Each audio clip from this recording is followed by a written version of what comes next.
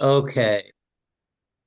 Okay. Okay. Thank you everybody for joining. So let's start. Today's shiur is in the Ilui Nishmas Pinchas ben Meir, Davalias and Neshama, be a good to better for his whole family, for all of Klal Yisrael, and all the inspiration from the shiur should be Elul Shemaima and his schus, and we should be rejoined with him again with the coming of Mashiach Tzidkenu, being Meir B'Meinu, Amen.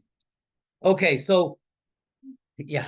So I want to begin. Like I said, this is more a chedesh of 9 days than Parshas Devarim. Next week is obviously Tisha B'av, so we don't have shiur next week. So I saw a beautiful vort from the Chayz of Lublin, and I shared this with my wife Erev Shabbos, and I never heard this vort before, but it's so. On one hand, it sounds like just a cute little vort, but on the other hand, it in a way encapsulates almost entirely our avodah right now, because wherever a Jew is, wherever we find ourselves, whether we're in Siras HaOmer, we're in Chodesh Tishrei, we're in Pesach, our job as Jews is to figure out what is our avodah right now. What should I be focusing on right now? I mean, in general, we always have the avodah of Torah and mitzvahs. This is our lifelong avodah.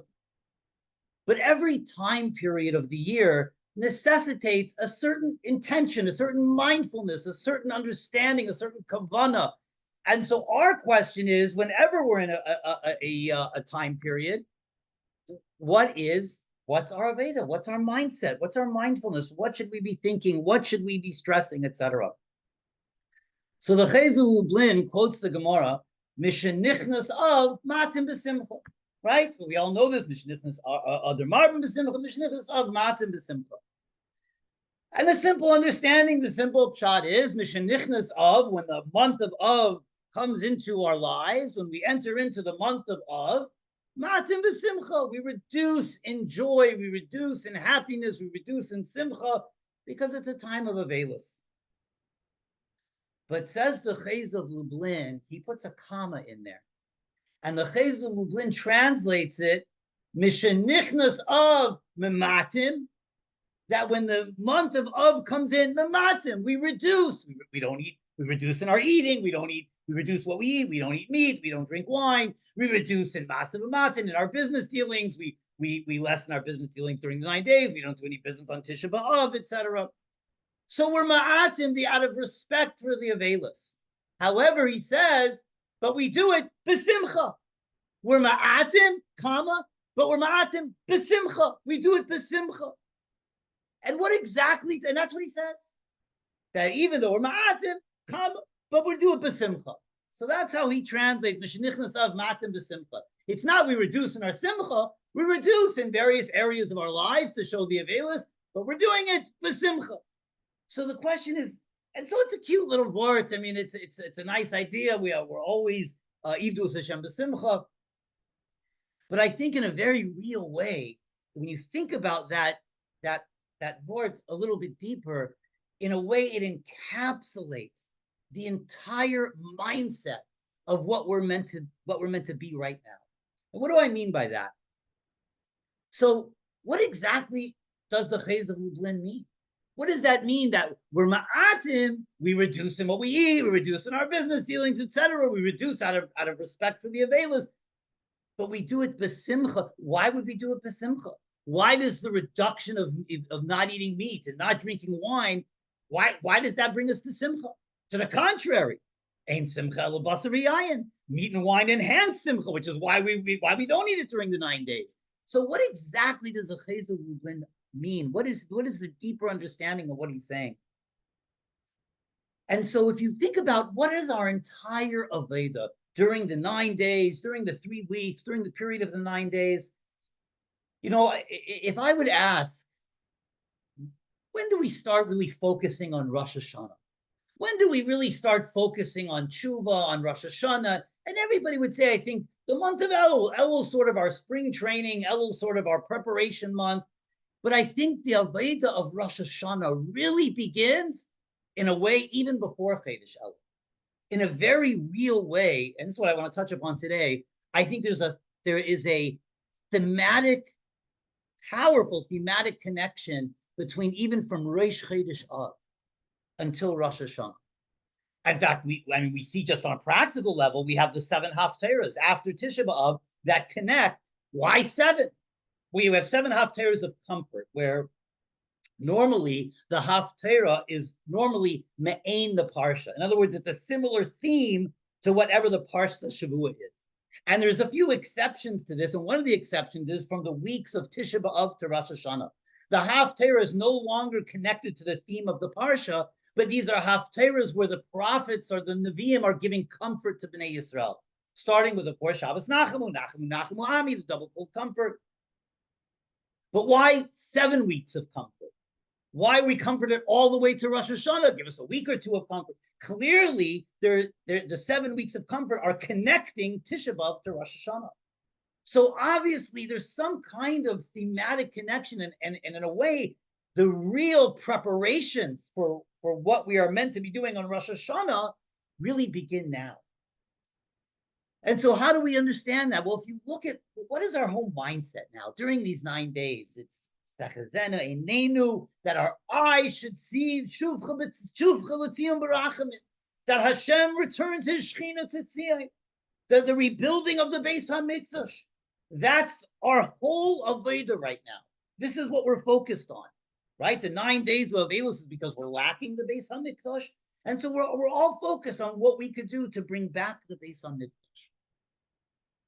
One of the reasons, so I think, in order to do this avodah of bringing back the Beis HaMikdash, we have to understand why the Beis HaMikdash was taken away. And of course, we know externally the reason why. The first Beis HaMikdash, they were engaged in sinful behavior, idolatry, and Gilui Arayos and Shvitas Damim. And the second Beis HaMikdash, Sinas Chinam. But there's an underlying sort of common denominator between the destruction of the first Beis HaMikdash and the destruction of the second Beis HaMikdash. In other words, there's a reason why in the first Beis HaMikdash they began these egregious sins. There's an underlying, there's the sinning in the first Beis HaMikdash was sort of the symptom, but what was the underlying cause? And what was the underlying cause of the Sinas Chinam in the times of the second Beis HaMikdash? And there's a common thread there. And the underlying cause is that if we understand the entire purpose of the Beis HaMikdash is Hashem bringing his presence to the world to have a relationship with us. This is the whole purpose of the Beis HaMikdash, that Klal Yisrael should have an intimate relationship with our Creator in his home.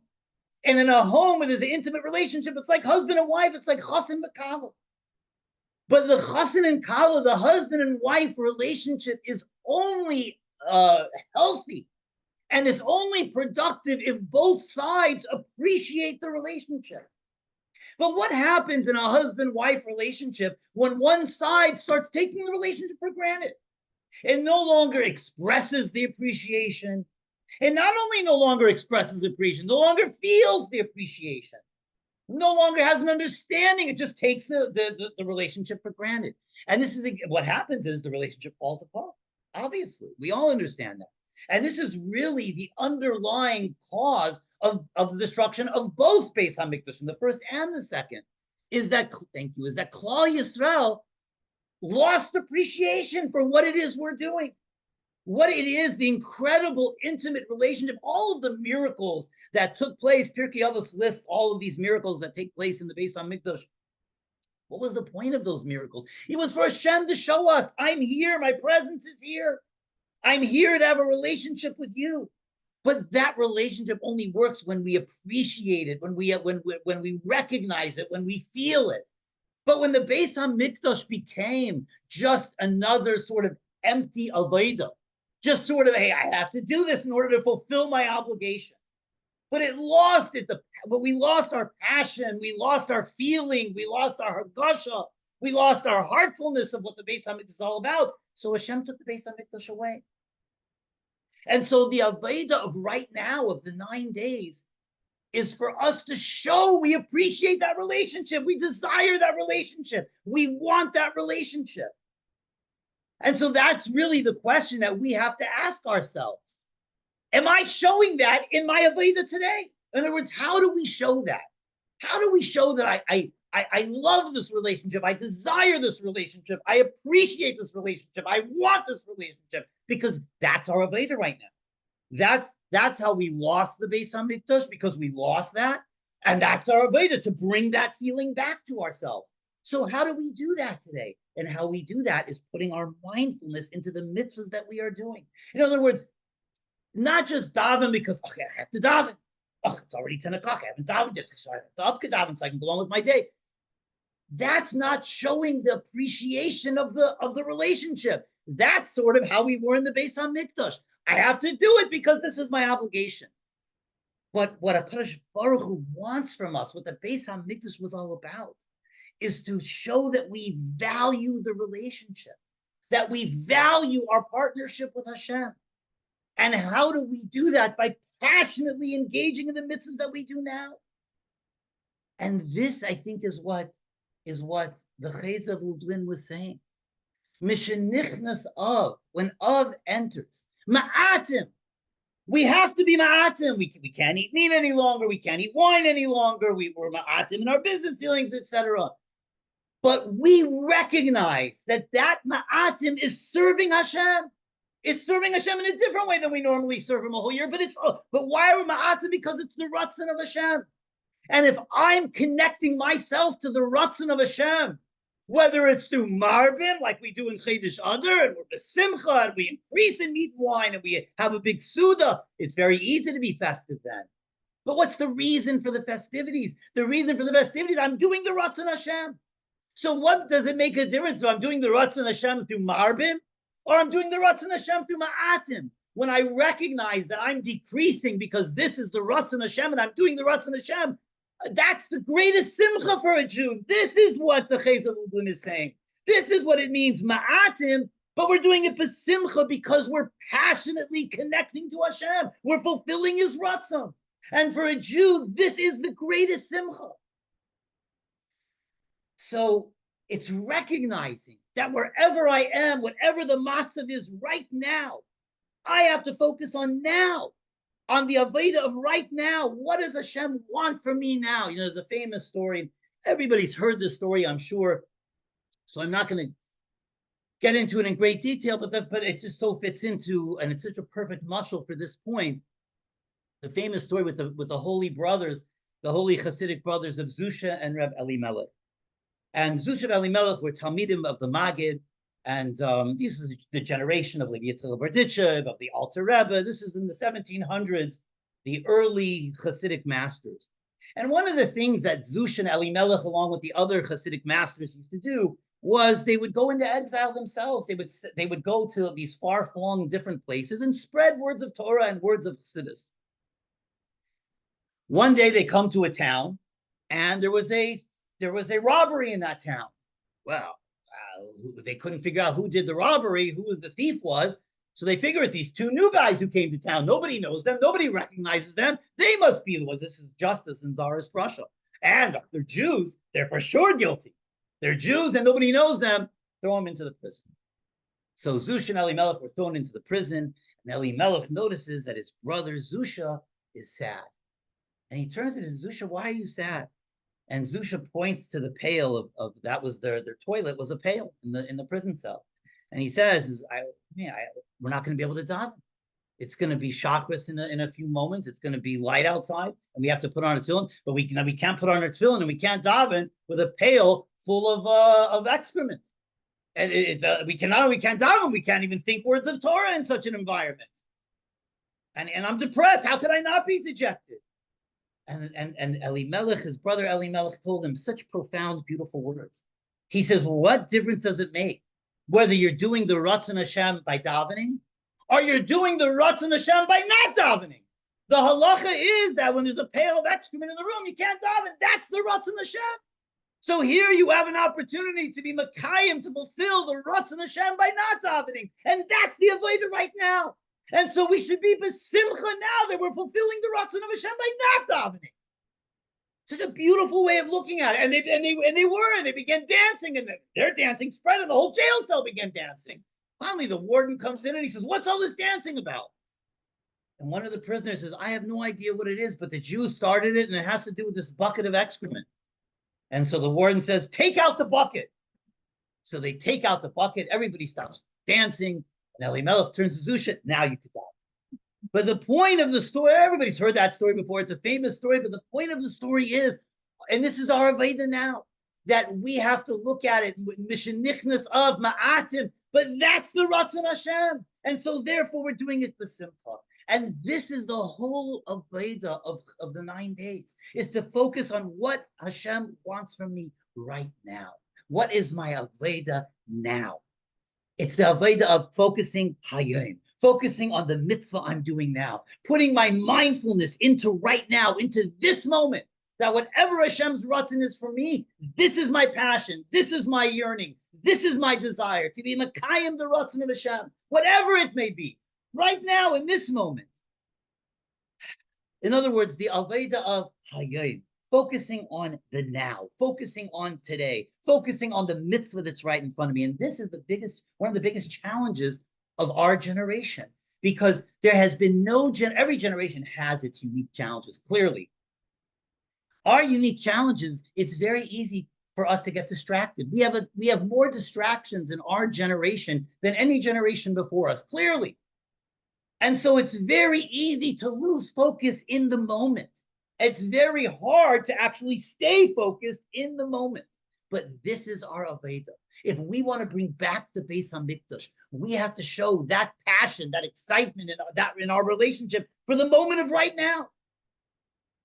There's in Bnei Yissaschar, in the Sefer Bnei Yissaschar, it goes through in Kabbalistic, other places in Kabbalah as well. Every month has its own unique sort of combinations of the 4-letter name of Hashem, Yud, Kei, Vav, and Hey, right? Every month has its own unique combination. And the Bnei Yissaschar explains what each month is, and there's a pasuk that alludes to each month, etc. He says that, and I normally don't really understand what exactly does the tziruf mean. What's the difference between Yud Hey Vav Hey or Vav Yud Hey or whatever it may be? But the Chodesh Av is fascinating, because the month of Av, the tziruf, or the combination of Hashem's name that emanates in the month of Av, is Hey Vav Yud Hey, and it's Rosh Tevis of a pasuk in Parshas Kisavai, where Moshe Rabbeinu is giving one of his final speeches to Klal Yisrael. And he tells the Jewish people, Heskes ushma Yisrael hayom na'isel, that attention, pay attention, Heskes means pay attention, Shema Yisrael, listen to Jewish people, hayom na'isel, today you will become a nation. And this is sort of his final address before they go into the land of Israel. But the words, Heskes Ushma Yisrael Hayom, is the acronym Hey Vav Yud Hey. Heskes Ushma Yisrael Hayom. This is the Rosh Tevis that emanates into the month of Av, Hey Vav Yud Hey, which means attention, Shema Yisrael, attention, Shema Yisrael. Hear Jewish people. You know what the avodah is of Av? Hayom. The avodah is Hayom. The avodah is focus on the now. Focus on today. Put all my mindfulness in now. Mishenichnas av mamatim, but because that's the avodah of now, that's the Ratzon Hashem. B'simcha. I'm doing it b'simcha. I'm showing my connection. I'm showing my passion. I want to bring that relationship back. That's the avodah of now. The avodah of Hayom. There's a Gemara in Masechta Sanhedrin. Fascinating Gemara. And Rabbi Yeshua ben Levi meets Mashiach. Imagine you could meet Mashiach. What would you ask him?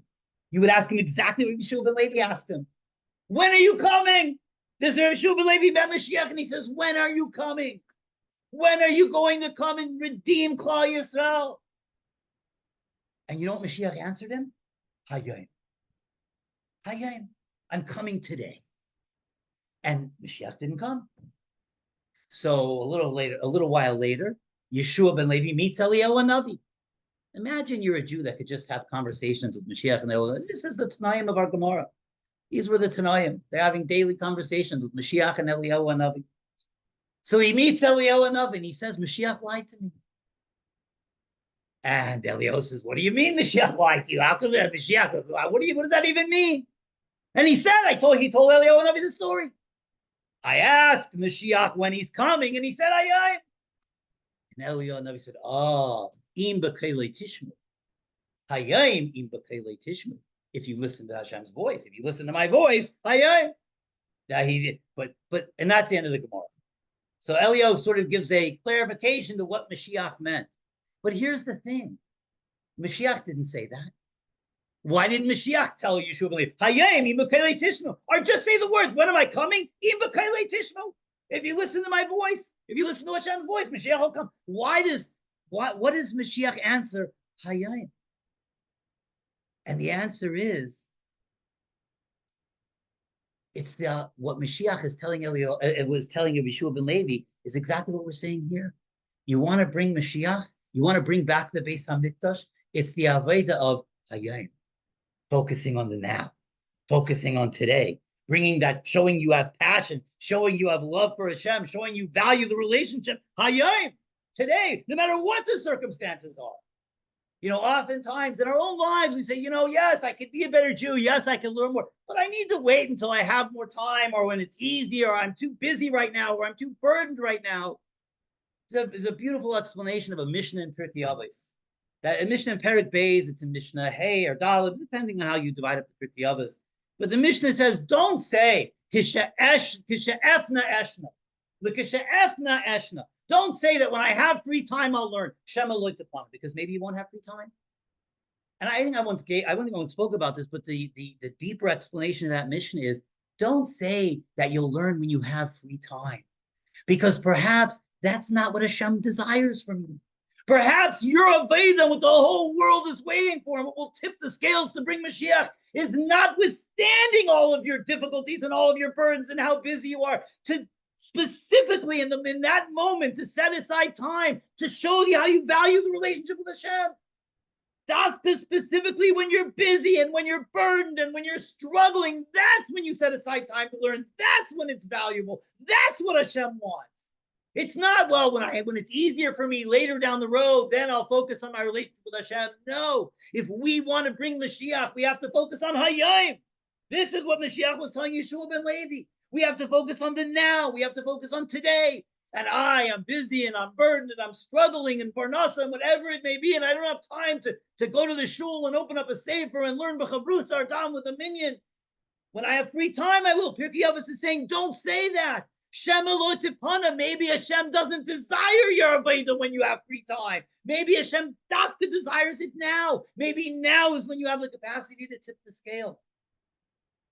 But for so many of us, it's very difficult to focus on the now. We're so distracted and we're anguished about the past. We have anxiety about the future. And so we don't put all of our mind and all of our heart into the now. But this is the avodah of the 9 days. If we want to bring back the Beis HaMikdash, and we understand that the underlying cause of the Beis HaMikdash being taken away is we stopped valuing the relationship, then obviously the one way to bring the Beis HaMikdash back is to focus on Hayayim, to value the relationship in everything that I'm doing, to focus on the day that I'm in right now, the moment that I'm in right now, and serve Hashem in that moment with everything I have. And when I do that, even if it's ma'atim, but I'm besimcha because I'm being makayim the ratzon of Hashem.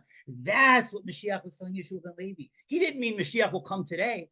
He meant Mashiach will come any day as long as we are focused on the avodah of Hayayim. This is how we bring Mashiach.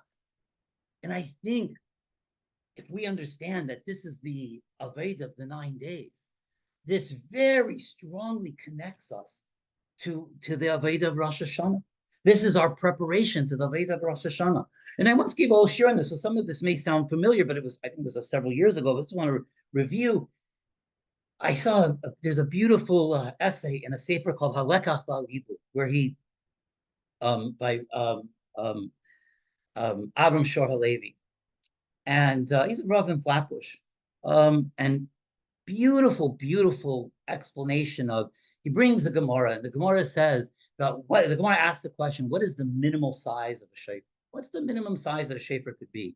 And the Gemara answers the minimum size is that you could hold it in your hand, and that there's a little bit of the shofar coming out of each side of your hand. That's the size of a tefach, basically, the size of a hand. And so the question that's the Gemara answers. And the question Rabbi Shor asks in his sefer is, everything is obviously a lesson in avodas Hashem. So what's the lesson in the shofar being the size of a tefach, size of a hand?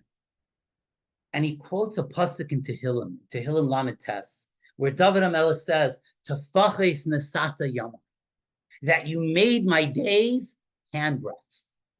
It's kind of a strange, you made nesata tefaches yamai. You made my yama, you made my days, nesata tefaches, you made them into handbreadths. What is David HaMelech saying? What does that mean? Sort of cryptic. And Reb Simcha Bunema Preshiska, the great, also one of the great early Hasidic masters, Reb Simcha Bunema Preshiska says as follows. What David HaMelech is saying is, just like you, in life, we have so little control over so many things around us. We can't control the people around us. We can't control the events around us. I can only control that which is in my hands to control. I can only control that which I have control over, myself, basically. And he says, this is what David HaMelech means. He says, we can only control that which is in our hands. What's in our hands? The present moment. And he said, and that's what David HaMelech says. Nesata tfachis yamai, you made my day like handbreadths. What David HaMelech is saying is my day, I can't control yesterday. And I can't control the future. I can only control my day is what I'm holding on to right now, this present moment. And so when I focus on that, and says Rabbi Shiur that in a very real way, the greatest impediment to doing tshuva, to real changing ourselves, is the past and the future. And he explains, he says, one of the greatest impediments is my past. Oftentimes I feel, you know what, I'm so guilty for the things that I've done in my past that I'm already too far gone, that it doesn't even make sense to make any change in my life now because I've already destroyed so much of my life, or I've already done so many things. It doesn't make sense to make any change. It won't matter. My change won't matter because of my past. It is one of the greatest impediments to tshuva, feeling guilt about the past, and therefore having the understanding that if I change now, it doesn't help. And similarly, having anxiety about the future. Yeah, I could change now. I could take on a resolution now that I'm going to come to an extra shiur every week, or I'm going to go daven with a minyan, or I'm going to daven every day, whatever it may be. But I know I'm not going to be able to keep that up for the future. I know that resolution is not practical for me, so therefore it doesn't even make sense to keep it now. So what happens is we allow our past and we allow our anxiety about the future, about not being able to be perfect or not being able to keep this resolution forever. I remember, and I'm guilty of this too. I'll tell you on a personal level, my father-in-law, Alda Shalom, who was really a very special Jew, and I had a special relationship with him. And the truth is that my father-in-law understood that he had an incredible, precious diamond as a daughter, and he wanted to make sure that the person that she marries is a Talmid Chacham. Unfortunately, it didn't work out that way. So from the very beginning of our marriage, my father was into Daf Yomi when he was unfortunately killed in a drunk driving by a drunk driver. But when he was killed, he was on his third time around through Shas, and he always tried to get me to do Daf Yomi because, okay, I wasn't a Talmid Chacham coming in, but he's trying to make me one to be worthy of his daughter, and I understood. And here's the thing, I even tried, but I couldn't keep up this. I was just too busy on my shluchus and whatever it was. I didn't have time. And I know that's an excuse, and it's not even a good excuse, but I'm just being honest with you. And there were a few times when I started it, but then I didn't keep it up. And then I stopped even trying to start, because sometimes I'd make a resolution. Okay, I'm going to start Daf Yomi. But then I even stopped making the resolution. Why did I stop making the resolution to start? Because I know I'm not going to be able to finish it. I know. Yeah, I could do it now. I could do it today, and maybe even next week, and maybe even next month. But I'm not able to finish it. I know down the road I'm going to stop, so I'm not even going to start. This was my attitude, which is exactly what I'm talking about now. That's the wrong attitude. I have anxiety that in the future I'm not going to be able to continue, so I stop right now. I don't even do it right now. This is the greatest impediment to tshuva. And so the key to real tshuva, the key to really changing ourselves, the key to the 9 days, the key to Rosh Hashanah, the connection between them both, is the avodah of Hayom. Changing right now, changing today. This is the one thing I have control over. I have control over today. I don't have control over tomorrow, over next year. I don't have control over yesterday or last year. I have control over right now. over what's in my hand right now. He says, this is the remez why the minimum size of the shofar is the size of my hand. This is what it's telling us. The key to tshuva is controlling what's in your hand right now. Hayayim, the avodah of hayayim. This is the key to tshuva. And that's why the Chazal say, and there's a medrash in Dvarim Rabbah, it says, there's a pasuk that says, V'ata Yisrael ma Hashem Elokecha shel me'imcha yirah, that now Jewish people, what does Hashem ask from you except yirah, just to fear Hashem? That's what Hashem asks from you. And the medrash in Dvarim Rabbah says, V'ata, the word V'ata with an ayin, which means now Jewish people, V'ata is lashon tshuva. Says the medrash, period. That's it. It's a bizarre medrash. What is the word now? How is that lashon of tshuva? And based on the shiur, we understand exactly what the medrash means. This is the key to tshuva. The key to tshuva is controlling what I can control now, which is this moment. So that means focusing, letting go of the past, letting go of the anxiety of the future, and focusing and putting all of my energies and all of my ratzon and all of my passion into this moment. That's what the Chayz of Lublin was saying, Mishenichnas of Ma'atim, but besimcha, because we're focused on this moment. This is the avodah of the 9 days. And that's why we're in the avodah of Rosh Hashanah. And that's the connection between the real avodah of Rosh Hashanah is the avodah of Hayayim. That's what David HaMelech is saying, Nesata Tvachas Yamai. And that's why the shofar is the size of a hand. The minimum size of a shofar is the size of a hand, to teach us this is the key to tshuva. And that's why there's a lashon chazal on Parshas Nitzavim. Atim Nitzavim Hayayim. So the chazal say whenever it says the word Hayayim, what is it referring to? Rosh Hashanah. Atim Nitzavim Hayayim. Even though this was said on Zion Other before Moshe Rabbeinu passed away, but it's a remez. Atim Nitzavim Hayayim Kulchem. That we're on Rosh Hashanah. We all stand before Hashem. We're all standing in judgment. So it's a remez. The Parsha Nitzavim, which we always read before Rosh Hashanah, is a remez to Rosh Hashanah. Or in this area, this is a remez to Rosh Hashanah. So, and the way whenever says the Chazal, whenever we see the word Hayayim, it's a remez to Rosh Hashanah. So I always thought the reason why Hayayim is Rosh Hashanah, because Rosh Hashanah is Hayayim HaGadol, the big day. So whenever we see Hayayim, which is not just Yayim, but Hayayim, the day, it's referring to the big day of Rosh Hashanah. That's what I always thought. But now I understand, no, it's something deeper. And that's just because Rosh Hashanah is a big day. It's because the entire avodah of Rosh Hashanah is the avodah of Hayayim, of focusing on the now, of focusing on this moment.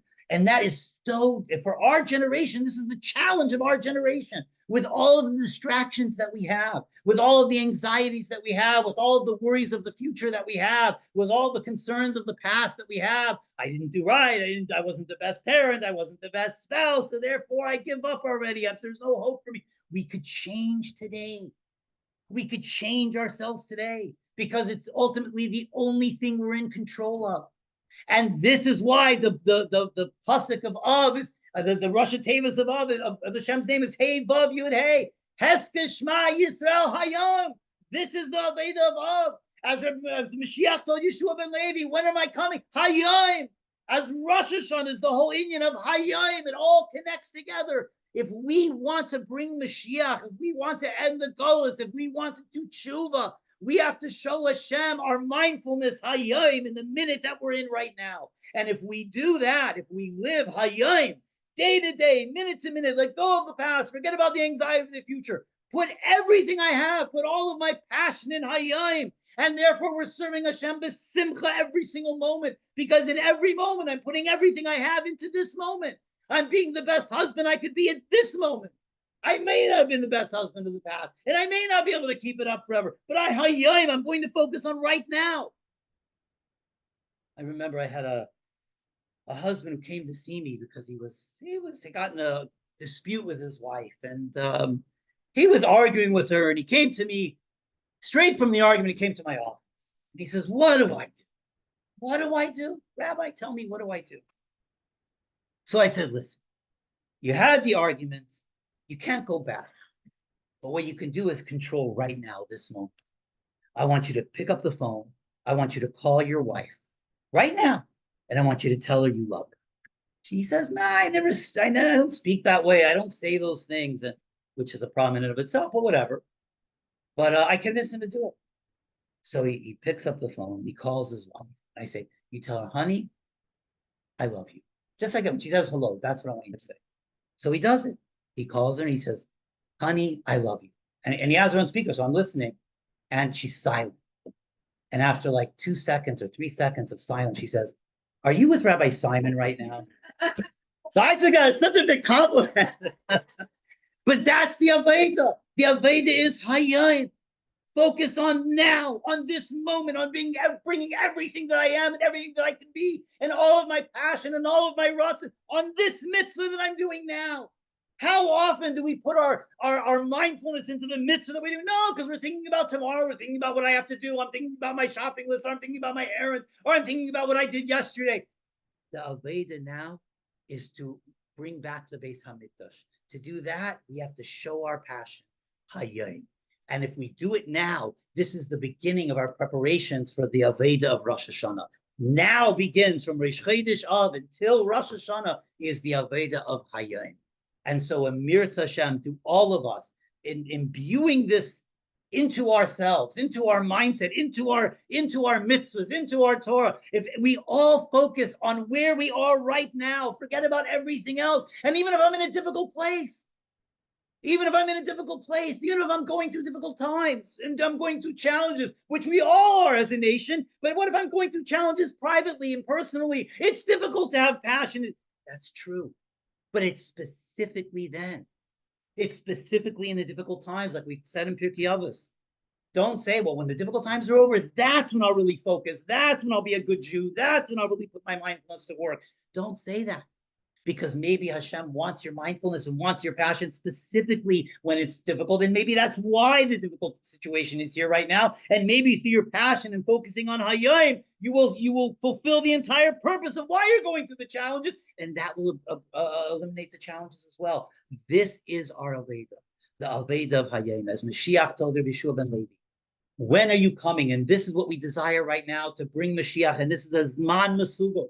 Right, Nisan is a Zman Mesugel. Pesach is a very auspicious time for Mashiach to come, but there's another auspicious time, and it's specifically this time, and it's why Tisha B'av is called a Moed. The Navi calls Tisha B'av a Moed because when Mashiach comes, Tisha B'av will be the greatest Moed and the greatest Yom Tov that Klal Yisrael ever experienced. And I think we all understand, and I mentioned this last week as well. I believe we all. I mentioned this by my sermon. We all understand that as much as our whole life we've been asking for Mashiach and davening for Mashiach, that at least in our lifetimes, there's never been a time when Klal Yisrael needed Mashiach more. So if we want to bring Mashiach, it is in our hands. Tafachas nesata yamai, it is in our hands, and the avodah is Hayyin. So Amir Hashem, through focusing on the avodah of Hayyin and putting our mindfulness into the avodah of Hayyin, we will be zeicha to be reunited with Pinchas ben Meir and all of our grandfathers and fathers and relatives, from our Abbas all the way to our Abbas and our Imayis who have passed on, will be zeicha to be married, to be together with them, and with Tchias HaMesim, with the coming Mashiach Tzidkenu, b'imheira v'yameinu, amen. Okay, so let's do a little bit of Tehillim to now actually put that shiur into practice. We're going to daven until not just going to say the words, but we're going to put all of our passion and all of our focus and all of our heart into Hayyin, into this minute of saying Tehillim.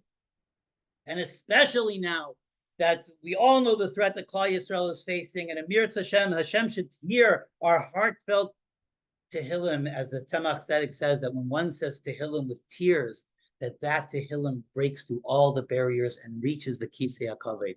So it doesn't mean literal physical tears, it means with mindfulness, with kavanah, with intent. So let's put a little bit of extra mindfulness into our Tehillim, so HaKadosh Baruch Hu should hear, and we should be zeicha that Achenu v'Achiseinu be'Eretz Yisrael, and all over the world, wherever they may be, Klal Yisrael should be safe, Eretz Yisrael should be safe, our hostages should be released, our IDF should be protected, and we should be zeicha for the Eskalas Mashiach Tzidkenu b'imheira v'yameinu, amen. So Tehillim 121. Shir Lamaloi Sesainai Hori Miyayin Yavo Ezri Meimadinoi Oise Shemai Viaret Ayite Lamuraglecha Yanim Shemrecha Kine Lianu Laishan Shem Yisrael Adinoi Shemrecha Netzilcha Yadiminecha Yema Mashemish Leikacha Viareach Balayla Adinoi Yishmarcha Mikara Yishmeres Nafshecha Adinoi Yishmer Tzeischa Viacha Miata Viadela. Thank you so much, everybody. Emir Hashem, we should have the sfus that the 9 days should be days of joy and days of simcha, with the ultimate simcha. And if God forbid Mashiach does not come before Tisha B'Av, Emir Hashem will see everybody in 2 weeks. And if Mashiach does come, we'll have the Shiur in Yerushalayim or Kodesh in 2 weeks as well. Thank you, Rabbi. Yeah, Emir Hashem. Thank you, Rabbi. It's awesome as usual.